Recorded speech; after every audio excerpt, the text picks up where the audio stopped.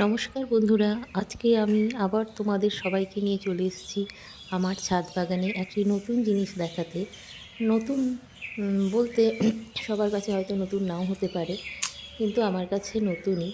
কারণ আমি এইবার শীতকালে একটি সাদা টবে লাগিয়েছি ধনেপাতা। যে ধনেপাতা আমরা বাজার থেকে সাধারণত কিনে আনি, কিন্তু আমি এটা ঘরে লাগিয়েছি, সেই জন্য এর ব্যবহারের স্বাদ, গন্ধ অতুলনীয়। তোমরাও খুব সহজে বাড়িতে এই ধনেপাতা লাগাতে পারো।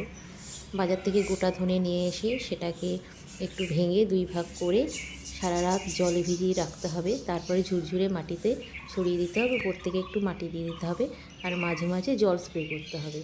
তবে খেয়াল রাখবে মাটিটা যাতে কাদা মাটির মতো না হয়ে যায়, ক্যাতক্যাতে না হয়ে যায়। এরপর দেখবে দু একদিন পরেই সেখান থেকে ছোট ছোট ধনেপাতার চারা বেরোবে, তারপরে এরকম সবুজ হয়ে ভরে উঠবে। Bye bye.